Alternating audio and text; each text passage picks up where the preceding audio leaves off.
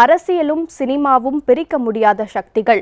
புரட்சிகரமான வேடங்கள் ஏற்று நடித்த கதாநாயகர்களை ஆட்சி கட்டிலில் அமர வைத்து அழகு பார்த்தவர்கள் தமிழக மக்கள். ஆனால் புரட்சிகர கதாபாத்திரமாக மாற வேண்டிய வாய்ப்பு நிஜ வாழ்வில் எதிர்ப்படும் போது நாயக நடிகன் என்ற வட்டத்துக்குள் பதுங்கிக் கொண்டு தேங்கி போனவர்களே அதிகம். அப்படி இருக்காமல் மக்களுக்காக தனக்கு வழங்கப்பட்ட விருதை கூட பெற மறுத்த மார்லன் பிராண்டோ பற்றிய செய்தி தொகுப்பு. திரையில் தான் ஏற்று நடித்த முற்போக்கு கதாபாத்திரமாக மாறும் சூழ்நிலை பொது வாழ்வில் அமைந்த போது அதை தனக்கு கிடைத்த அரிய வாய்ப்பாக கருதி போராட்டக் களங்களில் முன்னின்றவர் மார்லன் பிராண்டோ. சினிமா தனக்களித்த புகழ் வாழ்க்கையை சமூக நீதிக்கு ஆதரவாகவும் சர்வாதிகாரத்துக்கு எதிராகவும் பயன்படுத்தி கடைசி வரை வாழ்ந்த நடிகர் மார்லன் பிராண்டோ.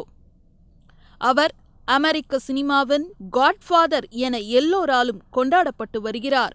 மார்லன் பிராண்டோ பிறந்தது அமெரிக்காவின் நெப்ரஸ்கா மாநிலத்தில் உள்ள ஒமாஹா நகரில். பிராண்டோவின் அப்பாவுடைய பெயரும் மார்லன் பிராண்டோதான்.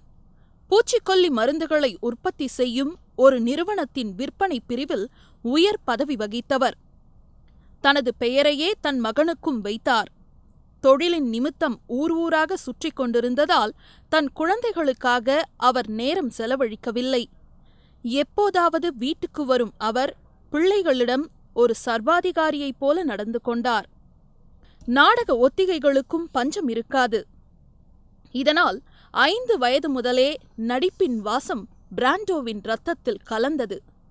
நடிப்புக்கலை குடிக்கொண்டிருந்த வீட்டில் வசித்த மார்லன் பிராண்டோவின் 11வது வயதில் தாயும் தந்தையும் விவாகரத்து பெற்று பிரிந்தனர். அம்மா, பாட்டி 2 சகோதரிகளுடன் இளமை பருவத்தை கழித்த பிராண்டோவுக்கு ஆறுதல் கொடுத்தது நடிப்புதான். மென் என்ற படத்தில் அறிமுகமான Marlon Brando a streetcar named desire, on the waterfront ஆகிய திரைப்படங்களில் நடித்து புகழின் உச்சிக்கு சென்றார். 1954 வெளியான ஆன் தி வாட்டர் ஃப்ரெண்ட் படத்தில் நடிப்புக்கான முதல் ஆஸ்கார் விருதையும் பெற்றார். தன் திரைவாழ்வில் மாபெரும் ஏற்ற இறக்கங்களை சந்தித்த பிராண்டோ 1972 வெளியான காட்ஃபாதர் படத்தின் முதன்மை கதாபாத்திரத்தில் நடித்து அந்த படத்தை உலகுக்கான நடிப்புக்கு உதாரணமாக விட்டுச் சென்றார். லாஸ் ஏஞ்சலஸ் நகர் 45வது ஆஸ்கார் விருதுகள் வழங்கும் விழா நடைபெற்றது. அதில் 1972 வெளியாகி உடனடியாக கிளாசிக் அந்தஸ்தை பெற்று மிகப்பெரிய வெற்றி அடைந்த தி காட்ஃபாதர் படத்துக்கு 3 விருதுகள் கிடைத்தன. விழா மேடையில் மார்லன் பிராண்டோ பெயரை அறிவித்தார் ஜேம்ஸ் பாண்ட் புகழ் நடிகர் ரோஜர் மூர். அனைவரும் மார்லன் பிராண்டோவை தேட அவருக்கு பதில் செவ்விந்திய இனத்தைச் சேர்ந்த நடிகை சாஷின் லிட்டில்ஃபெதர் மேடை ஏறி கடிதம் ஒன்றை வாசித்தார். தான் மார்லன் பிராண்டோவின் பிரதிநிதியாக வந்திருக்கும் சாஷின் என்று அறிமுகப்படுத்திக் கொண்டு ஆஸ்கார் விருதை மறுத்த சாஷின் விருது பெற பிராண்டோ மறுத்துவிட்டதாகவும் அவர் சார்பில் ஒரு விஷயத்தை சொல்ல வந்திருப்பதாக கூறிய அவர், திரைப்படத்துறையிலும் சமூகத்திலும் செவ்விந்தியர்கள் மிக மோசமாக நடத்தப்படுவதாக குறிப்பிட்டு விருதை பெற மறுத்ததாக தெரிவித்தார். மார்லன் பிராண்டோவின் தார்மீக கோபத்தை புரிந்து கொண்டு ஆஸ்கார் விருதுக்கு வந்த பார்வையாளர்கள் கைத்தட்டி வரவேற்றார்கள். அவரது நீண்ட கடிதம் முழுமையாக வாசிக்கப்படும் அளவுக்கு நிகழ்ச்சியில் நேரம் இருக்கவில்லை. அதனால் அதற்கு அடுத்த நாள் அந்த கடிதம் நாளிதழ்களில் வெளியானது. அமெரிக்க மண்ணின் பூர்வ குடிகளான செவ்விந்தியர்களை முற்றிலுமாக ஒடுக்கி தங்கள் ராஜ்யத்தை நிறுவிய வெள்ளை இனத்தவர்கள் திரைப்படங்களிலும் அம்மக்களை மோசமான விதத்திலேயே சித்தரித்தனர். அத்துடன் செவ்விந்திய இன நடிகர்களுக்கு மிகச்சிறிய பாத்திரங்கள்தான் வழங்கப்பட்டன. மேலும் தெற்கு டகோட்டா மாகாணத்தின் ஊண்டடுனி பகுதியில் ஒக்லாலா இன நல்வாழ்வுத்துறை தலைவர் ரிச்சர்ட் வில்சன் ஊழலில் ஈடுபட்டதாக கூறி அவருக்கு எதிராக போராடிய செவ்விந்திய இன போராட்டக்காரர்கள் மீது அடக்குமுறை கட்டவிழ்த்து விடப்பட்டது. இதில் 2 பேர் கொல்லப்பட்டனர். பலர் காயமடைந்தனர். இந்த சம்பவத்தால் மனதளவில் பெரிதும் காயம்பட்டிருந்தார் பிராண்டோ. அதன் காரணமாக ஆஸ்கார் விருதை பெற மறுத்தார்.